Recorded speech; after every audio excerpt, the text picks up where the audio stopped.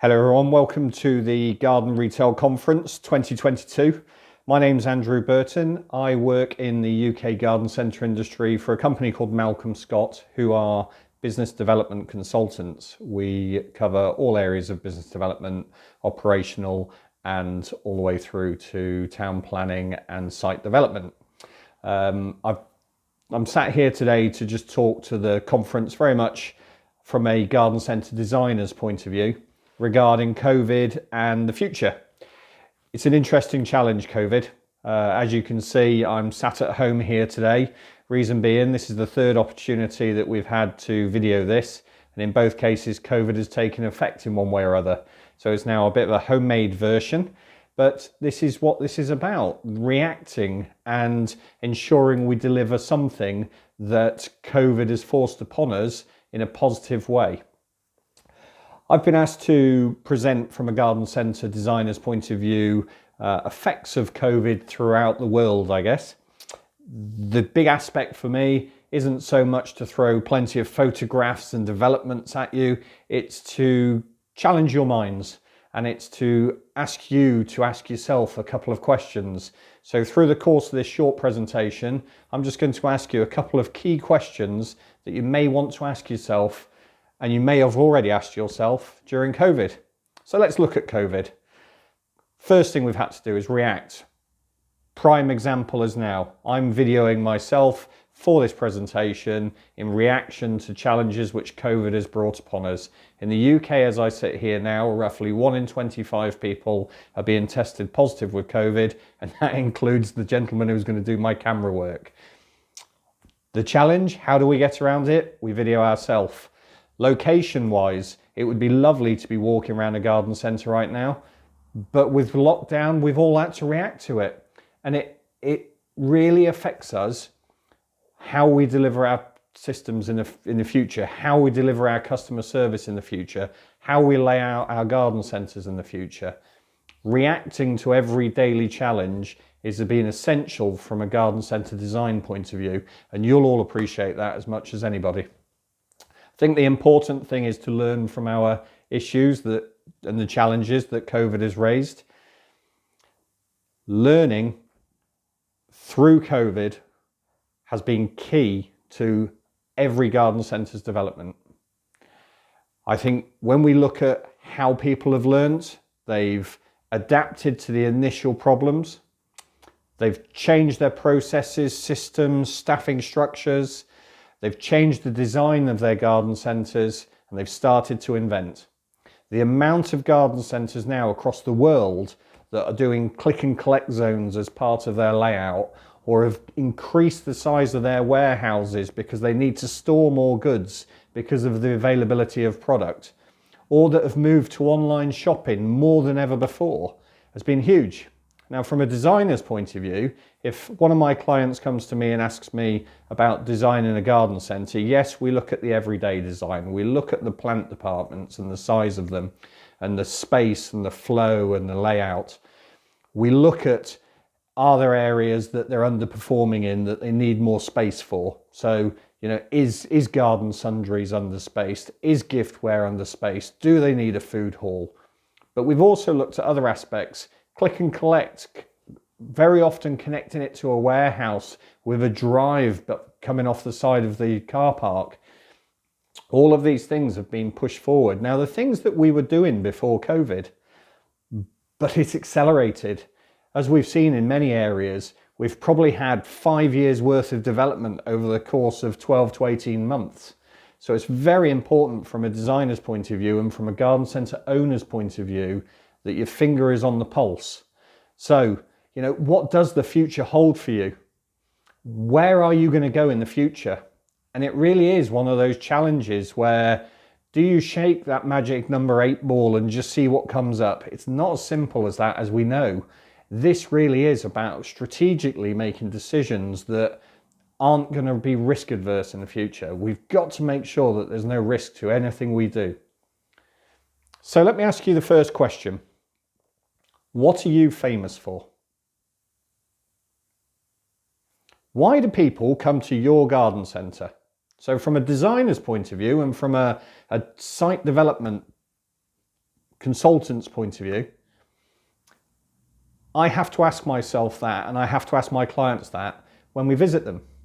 It's very, very important that we do this correctly and that we identify, why do people go to you?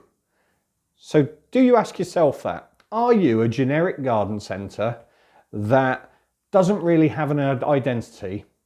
Or do you know why people specifically come to you and not to your neighbours down the road, or not to the local competition, or someone else who's selling like-for-like goods online?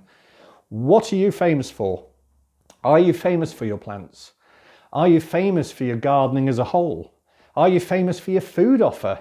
Is your restaurant the reason people visit you, and actually the garden centre side of it is a secondary purchase? Why do people come to you? Now, COVID has affected this hugely, but let's write COVID away. Let's push that to the side for this question. COVID isn't the reason people come to you. Yes, it might be a reason why through the last 18 months we've seen an increase in footfall in certain parts of the world. But the reason people come to you is because you're good at something. Do you know what you are really good at, and do you emphasize that and market it and shout it, and do you give enough credibility to your department? So, for example, if you're very, very good at seasonal and you're very good at selling Christmas giftware, let's think of something different than plants. So Christmas giftware. Have you given 600 square meters to it to really shout about it? You know, big department, fantastic displays, wow factor. Here in the UK, we've got some stunning garden centres that display Christmas that just blows the mind of my children and myself.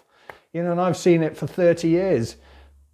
But there's some stunning, stunning displays out there, but it's because they've given space and credibility to it, and they've got the right product range in. But they're famous for this Christmas display.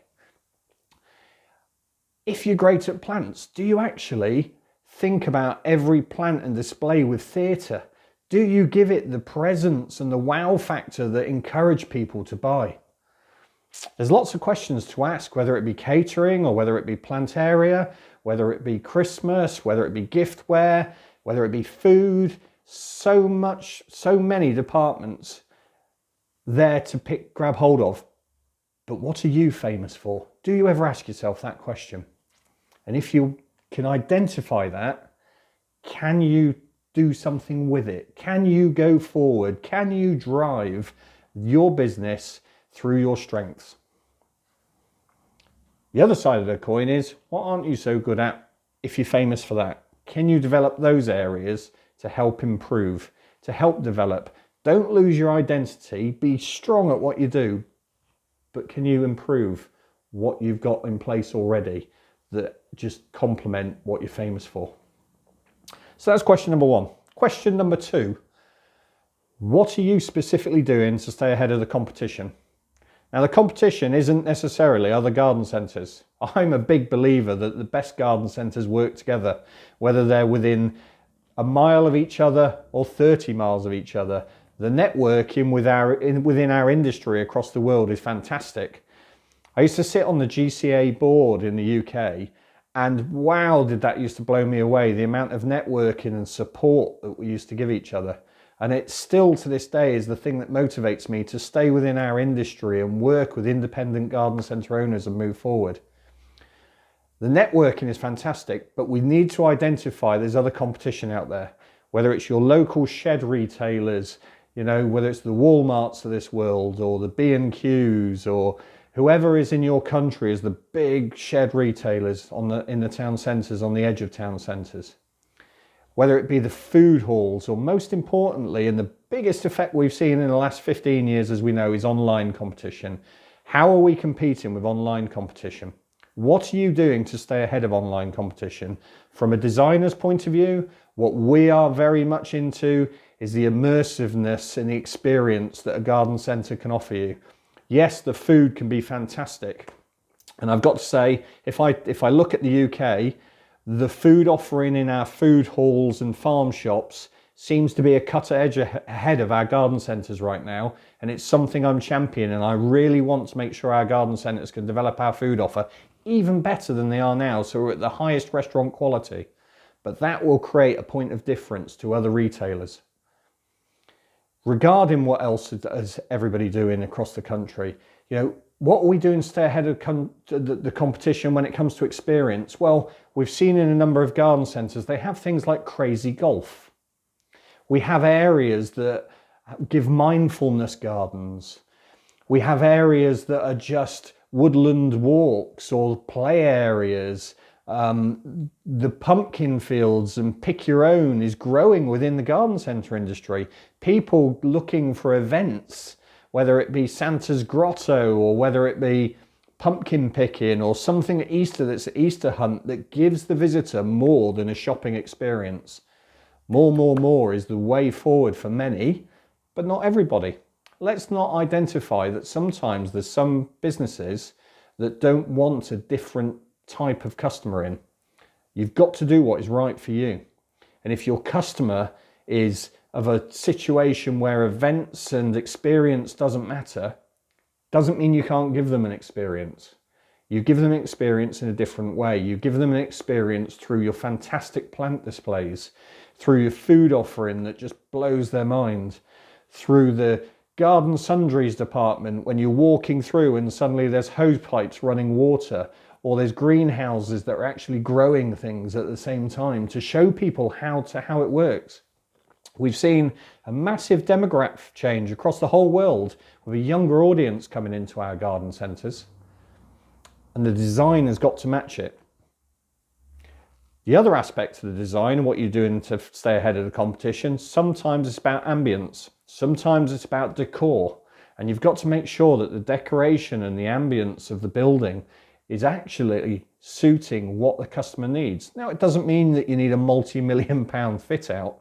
This just means that you've got to meet the expectations of the customer and the design and the layout is right. Now, where does that go? So question 2, what are you doing to stay ahead of competition? Question 3 for me is, without development, are you as good as you can be? How are your standards? Are your standards good throughout? Are you a leading retailer? Are you a leading caterer? If you're not, why not? The question why isn't something everybody wants to hear, but I'm here to challenge you. Why aren't you as good as you can be? If you are, how can you even take the next step? It's very much Kaizen, continuous improvement. Where do you go next? But are your standards right? Are your shop floor aisles clear? Are they a nice distance so you can pass 2 trolleys beside them? Is the layout right? Is the flow right? Can your customers pass every product, walk through every department on the way to the tills from the entrance? And if not, why not? What can you do to improve that? Because it may be something radical. Then again, it might be just a relocation of a shape of a till or a movement of a department or just a couple of stands. But actually, from a layout and from a shopping point of view, is it easy for the customer? Is it safe because it's open and spacious? And are you making the most of it? Is the layout as good as it can be? From a layout point of view, are you providing all the goods that you need to provide? COVID has opened the world to a number of other products that we've seen. So garden centres, we know traditionally the ranges we do. But more people are spending time at home. So actually, where are we looking when it comes to things like hot tubs and swimming pools? Many places do it already, but many don't. When you look at garden design and decor, well, actually, what range of paints have you got in to help with the decoration? How are you selling these items? How are you showing people what they can do in their garden centres? The key from a design and site layout point of view to me is that you've got space to do this in a wow factor. And I know we keep going back to what are you doing and where's the wow factor, but this is what it's about. The power is in your hands as a garden centre owner, and you can really drive that. As well as are you good as you can be, what are your facilities? Have you got the right amount of toilets? Have you got toilets?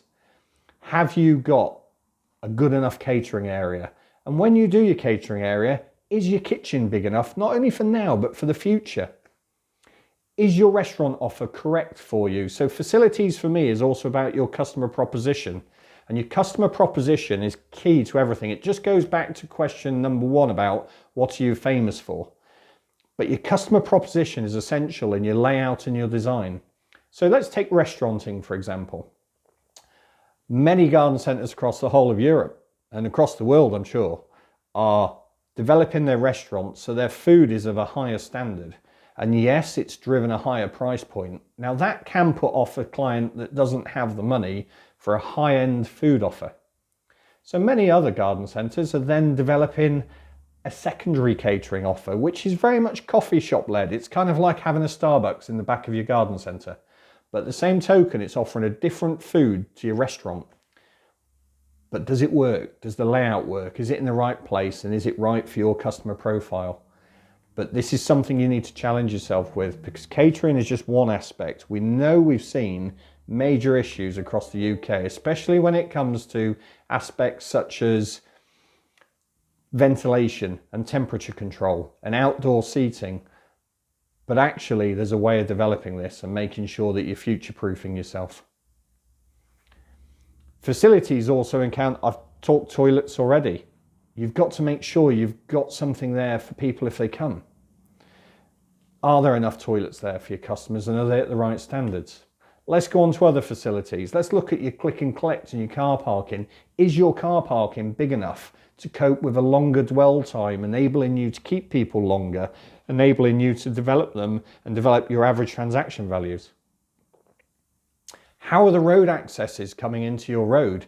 Actually, are you making sure that the traffic through your car park is clear enough and strong enough that it helps you with your longer dwell times? Now, why are people staying longer? Restaurants, we know, but actually during COVID, a lot of people are in and out and shopping for a shorter period. But as you add added value and added experience, that dwell time will increase again. So you've got to make sure that your car park facilities and the flow and the layout is right. Are you as good as you can be? Are your staff where you want them to be? Are they motivated? Do you have a set of core values? Do your staff live and breathe your garden centre? If you cut them in half, do they have your garden centre's name like a stick of Blackpool rock in the UK? Do they have your name across the middle of them? It's like cutting a tree trunk in half and just seeing their name emblazoned across the middle inside. Is your culture one that is positive for your garden centre in a time when staff management and staff resourcing is tough? But are you keeping your core team to help drive your business forward?